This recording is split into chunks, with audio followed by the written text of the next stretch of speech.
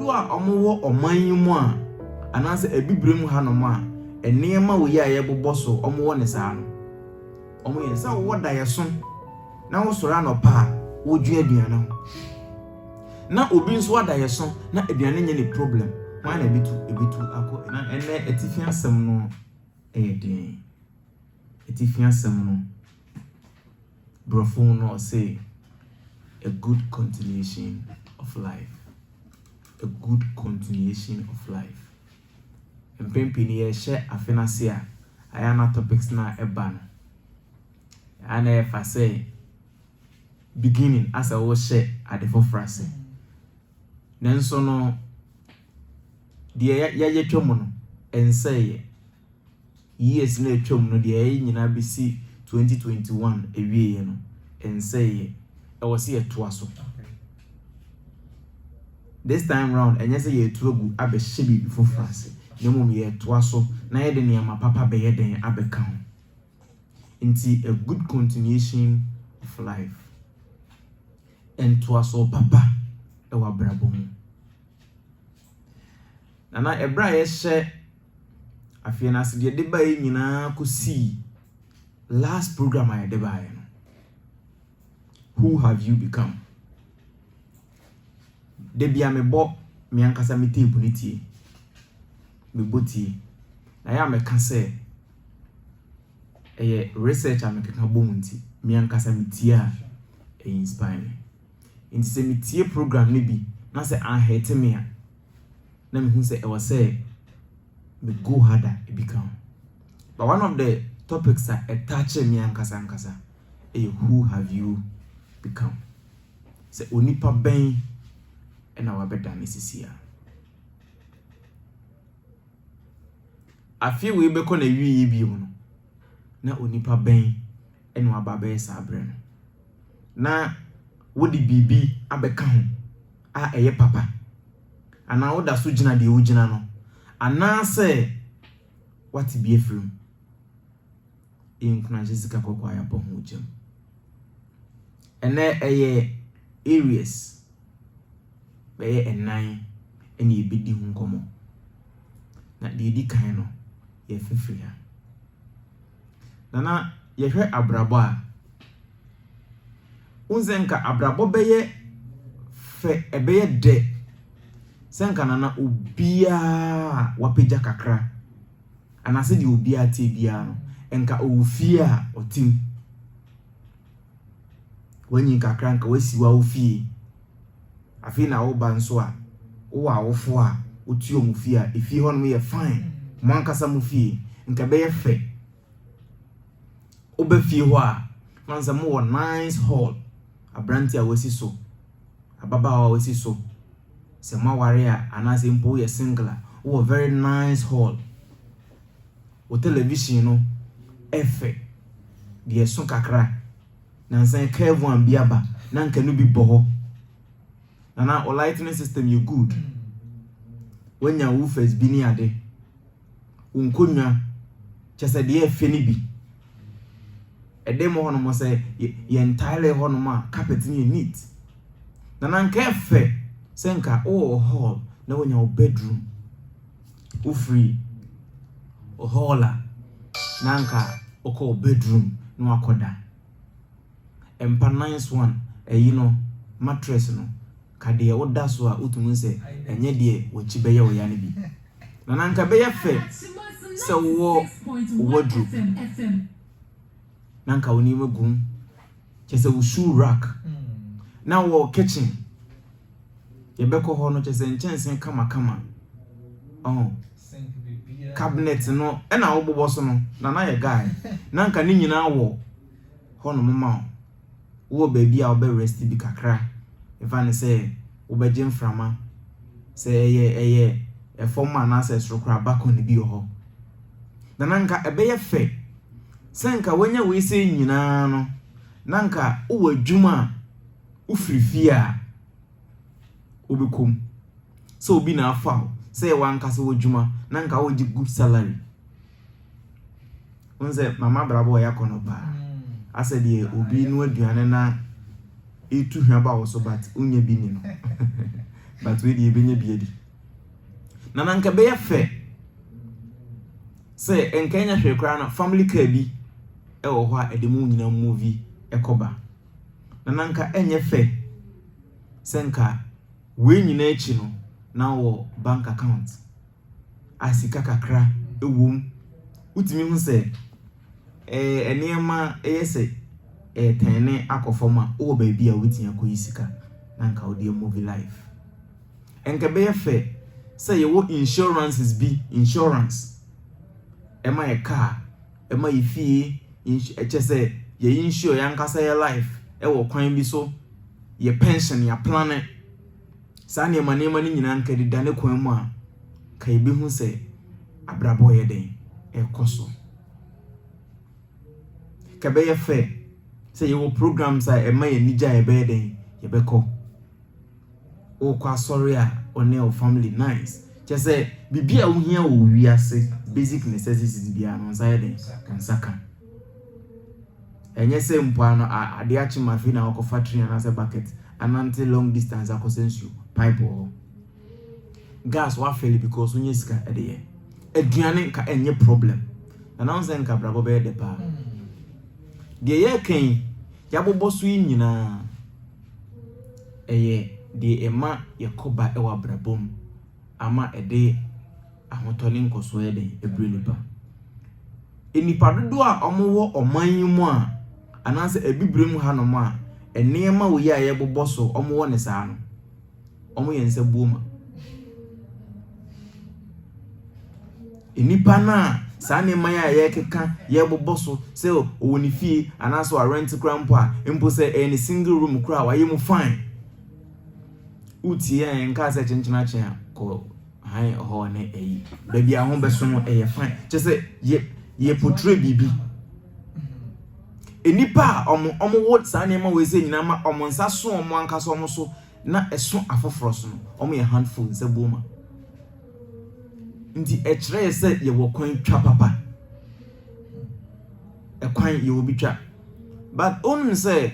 okọ afoforo krom a ekuro akese na ye bodin wo wiase no ade e ma hotena eye enika e ma yen se ye be free hanom akọ ni eni de ye bobo so nyina no averagely almost obia was ade nti se wo sa ne ma we se nyina wo da ye so bia utimi eje ho adwuma ahodi mu ententem mu because aduane nye problem pesa wo da ye so na wo sora no pa wo dua aduane ho na obi nso ada ye so na aduane nye ni problem wan na ebitu akọ enim kese na nenti de bia ye de tutu se yenya e wo se ye boye ho moden na yankase ye de ya brabo esi baabi no na ye ne doso wo man we ese mu sa ne ma ye ka ho asemi e ba keke they don't just come inti ye be den ena ye nsaka ahoto ewu wiase enka ebe ye fe nana se ebedu baby no na wankasa wabrabo no ho okọ wanim se eye certificate mpo a ebia ofi level we say eco level we se eye adwuma mu a just on say wankasa nti ekase who have you become? You have become somebody. But a market, they don't just come. Enti enema ye hwe wa brabomu ye bobobo so ni nyina a ede asomdwe bebre onipa ne nabusua ene ne kuro no na ebe de na ba afie ye wade bia ye bobo so last year ye kan ho nsem saa eno ene ye de be hye afie wo yase na eno ena obia e ba behwehwe 96.1 FM enti afie de etoso mienu no ye behwehwe nim dia ye de bebobra enti afie yempeka as bia afie Afie ye nso da ese ekosisi dan kese bia. Afie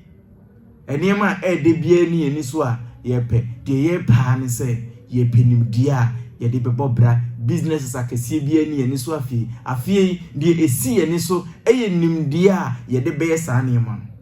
And at the end of the day, so when you nim dia de be sa na ema na ni nyina ebepa. Inti coach bi a one the players Echo Park. Final match, cup ni si ho, golden cup, e ho te jiro.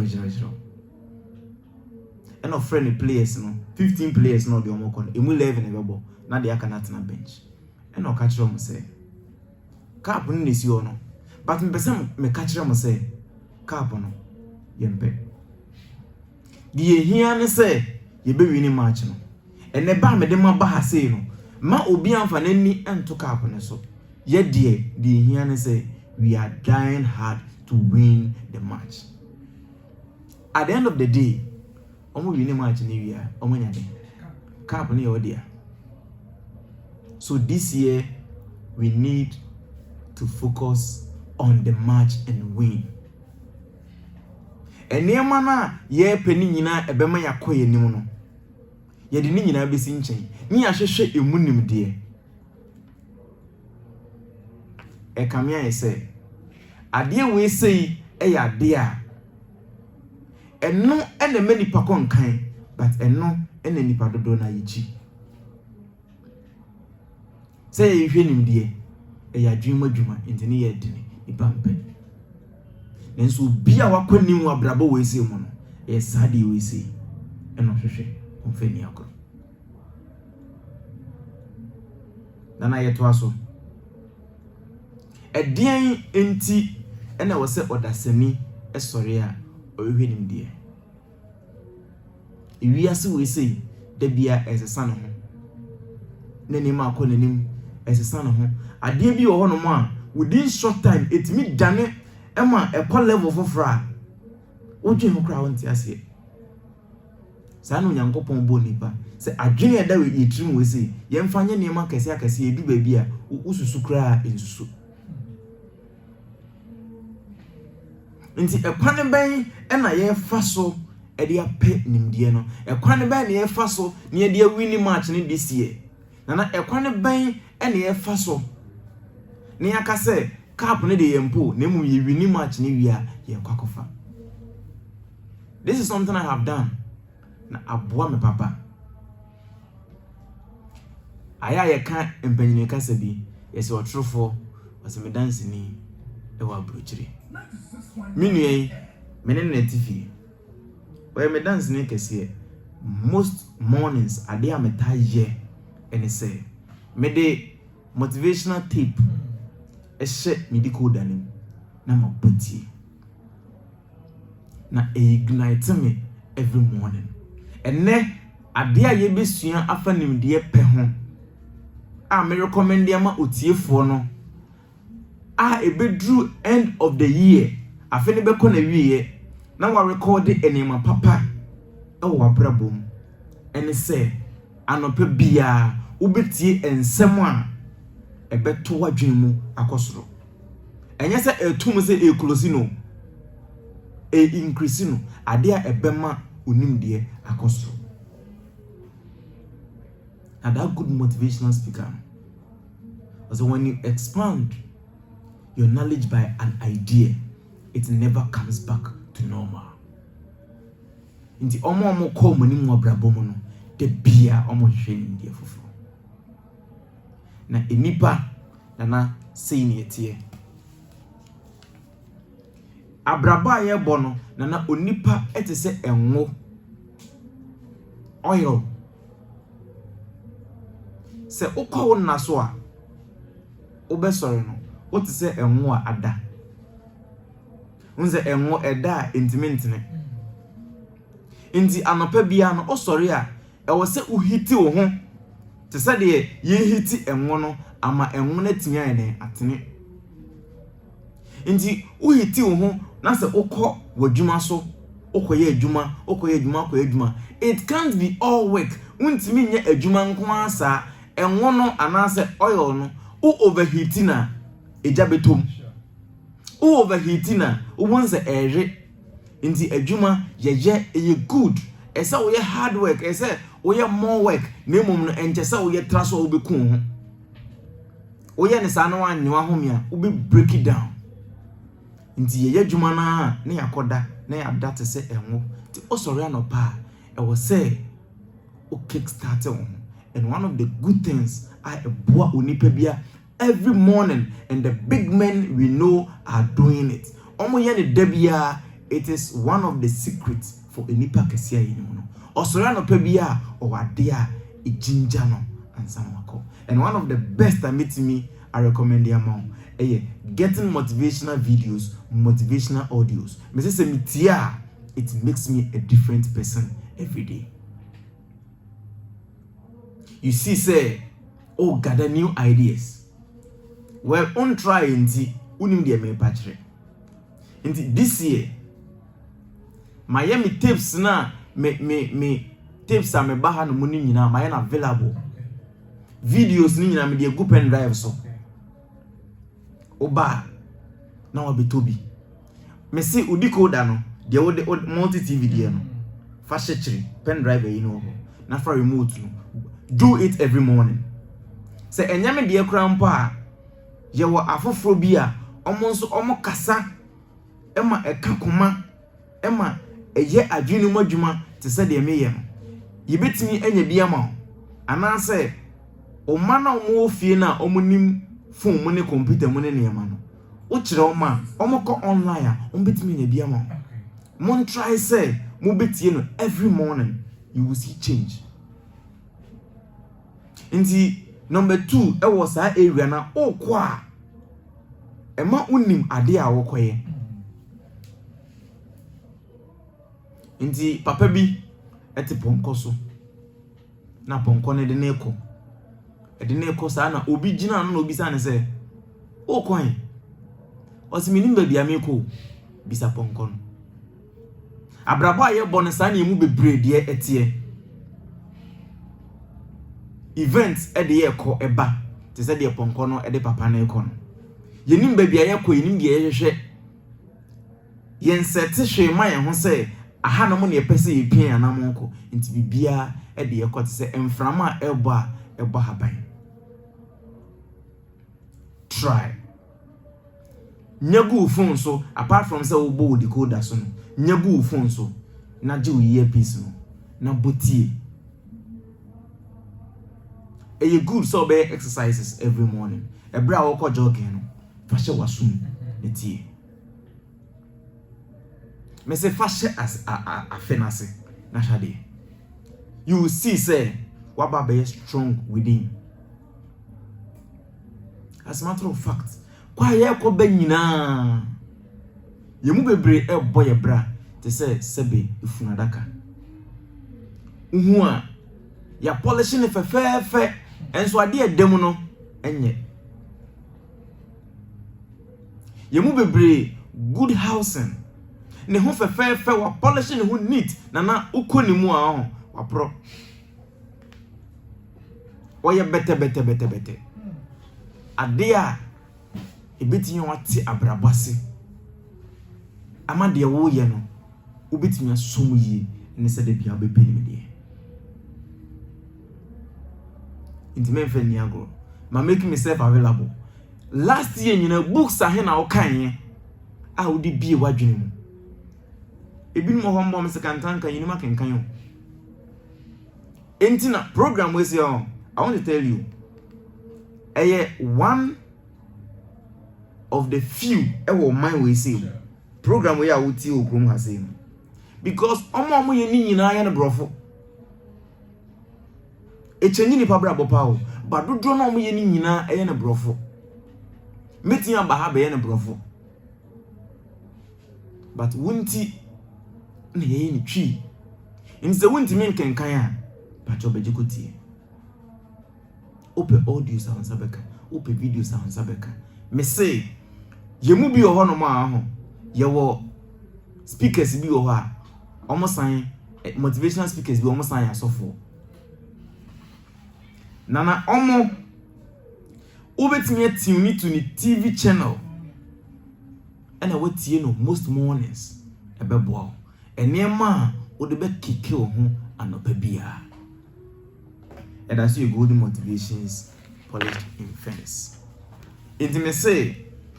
afie enema kese akase esi eni so nyina ede go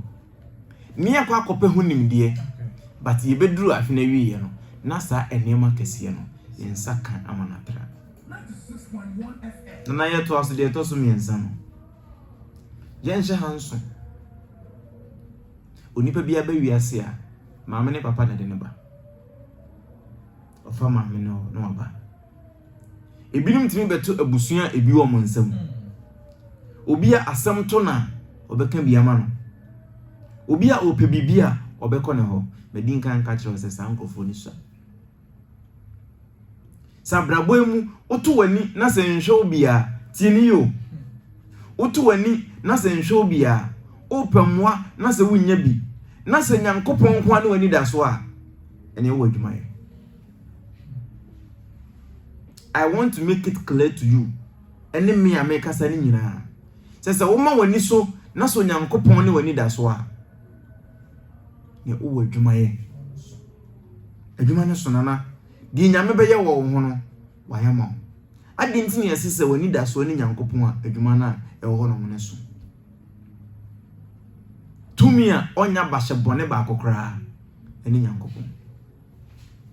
onya bahye bone ba ko sei odo be fa good training mu e wa brabom enti eniema e wo se wo je no se wa nya results ni ma eniema anamon e wo se ututu no se wan tutu a na results no emma enti yenya yeni obia no e wo physical life mu se bibi tu yenya yebeko obi ho yehia sika yetu yensa yebenya obi ama yebi problem ba yebenya obi ama na boy ma ya solve no yenya yeni bi no yemum na ya relax e wa brabom e kamia yese omo dru empempenso obi e wo soro e wa brabom se mfa ne se business mu omo chese skasem e kosoro adibia ohwe bia o wiase ne nsaka no aso mo de bia omo ni abre obeti asomesi wesi yes we bi company we bi de bia na or gather ideas omo penim de omo consult the right people but as yenko esuru bebre na de bia yepege ni enhwe obia anopa onipa be sore na oni di obedi nana enkrofo buada wo e wo krom ha sei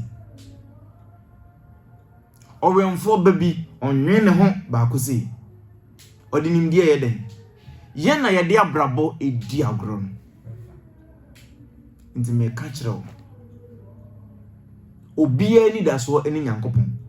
ba to temase yi a se wotu ani wa abrabo we sei mu wotu ani physical sei na se woni die obeso mu a menya woni ma te se obia keke ana de to so nai IADC 96.1 FM enkwase afodu bi menka so bia ye kwase e kasa bebu ye di sua de omutu kwan na akwanti no omutu no omo nante nti omo koya akoduru nsuo bi eja na omo twa nsuo no etwenda so omo twa nsuo no ena omo saase se omo bisebisa omo se ba ko ena de betum mu se ye etwa nsuo yi nyina ya so ana ye nyina ne etwa nsuo ana because ordinary film no ordinary film aka hu so omo nso ena o se okay ena ye nkan ye omo yi edu 10 nti ono no de ba ena so kan ye se ya so a bedin kan ka cho so omo ye nkwase afo nti o saase 1 2 3 okanya akosi 9 wan kan na ho no si yanso na ba ko se yanso ben Mame nso men kan hwe no no nso start o kan ya no nya 9 obi akan onya 9 no me say enem se ba kwato nsuo nim na hwan na ato nsuo nim no omo hwe omo nso a omo hu de wato nsuo nim no nti omo be hwe papa bi twam ono nso ye nim defo ba na omo frɛ no se papa ye nipa du ene ye tu kwan ye twa nsuo ni wie no ye hu baako ya kan ye hu sa ye hu baako ena papa ne say mo kan ne senti na manso because ono nso de na nifam no hu so maso 10 ena de okofa adwen ne bai ne say me na me di nkan ye kan ye me kan ye obia no na ye 9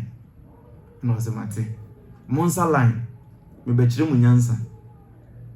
say ye kan a enye sa na ye kan no wa odi kan me show blue anu akan 1 ti o mo sa line sa no o she the blue de ne pan was edgy 1 no wa she second person blue 2 o she ya kopim last person 10 no ka kire on say the reason why man so enen say anytime wana mu bia e kan no na on kan na inti se mo be so a aje se wa wo kan no odi nkan e kan ho nana asekyere ne se wa brabom empen pi yen ye de nsa kyerɛkyerɛ nkrofo so e we shi greatness ema e bra yen count ye ho asome se nyankopon nye wuyi kantan kan nyankopon hyira eye mepe we de wo koso enipa kese we se de Oma na de bi ombe koso o we shi om well nana da ben na o count wo ho first afie we ebra ye penim de ewo enimanimam dim de kwan no ye de koye nim no anytime bia wo ye bibi no count yourself first afie ne be ko na wie na ye kan oma ko manim abrabom no every year bia forbes.com omo de richest billionaires ever March and on releasing last year March on release na Jeff Bezos and na the whole world Oscar March we in year but Elon Musk ababituno obeba Ghana nso no na sa na time a ye retia enkrofo edede da top no into bonsa afie we say yen ya ye kasa say ne niema no na ye point Elon Musk na ye point Jeff Bezos na wan ka say enti se utimi epenim de no na se upia eniema ko nanim na se ufri a ekodu bi ufri 1 ekodu 2 a onso ayamo ani nso na count ho se okọ anim bi because baby ye free any baby ye mu bia beduru de o tiem no baby wo free any baby a wa beduru no aye nyame aye enti se empuntu oba anase nkoso oba aya won so count ho na ma wani nye eto de bia ye desire enema kese too much ye beduru ho but anytime bia be make step a impunti yo beba no aya kanfo ho na last area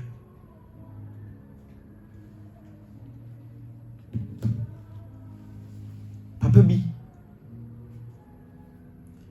oyenim difo okrom ho pa and as a matter of fact ye kan me dia ho ase ena abemu a wasi so tse mi nua yanko ne ho se papa adentina enipa bebre empenim de esa anytime bia wo de nimdia de be se wo de to ho no enipa mpeni nipa adwane ena se me ma assignment kitu bi ekro wasi ewo mu no ye noso yesu ko bi afie na ko bisa ne se ewiase ade be na opepa okwa we se ka okwa we se ifie okwa we se se otro enipa omo krom ho nyina de be kire nimdifo no no ka chense uhwe mu no nhu so bi se openim de ana openyanza enye obi adadwen enti ene abrabote sa no enti ene de yesu free sa abase bo esi mu ne se pese yekwani mu abrabomu good continuation of life ye pese ye to abraboso yi papa ade a ɛwɔ sɛ ɛyɛ dadwen na ɛyɛ nimdeɛ. Nti afie enema kɛseɛ ne sisi ani so ne nyinaa no yɛbɛsɛte goals ne nyinaa. Nemom yɛde bɛto nkyɛn ne apɛ nimdeɛ a yɛde bɛtu ho anamo. Ɛnyɛ sɛ wopɛ nimdeɛ ne egu turum saa o. Wopɛ nimdeɛ no ɛde etu anamo no. Na sɛ wotu anamo no na sɛ ɛbrɛ ne so a wobɛhunu sɛ waduru hɔ mpo apa ho. Ɛda so yɛ nkunankyɛ sika kɔkɔɔ a yɛabɔ ho ɛwɔ gyam. Yɛni so ade hunu ne sɛ Nyankopɔn bɛkan ho na yɛde kasa a emu dɔ ɛde abie ɔdaseni adwene mu. Na yɛde ama yɛn ho mpuntuo, yɛde ama yɛbusua mpuntuo, na yɛde ama yɛkuro mpuntuo, yɛde ama ɔman no mpuntuo. A golden motivations polished in fairness. And I go by the name Nkunanhyɛ Kantan Kasa Fokwesi. Efishiapa, Bichia Obia. Amen.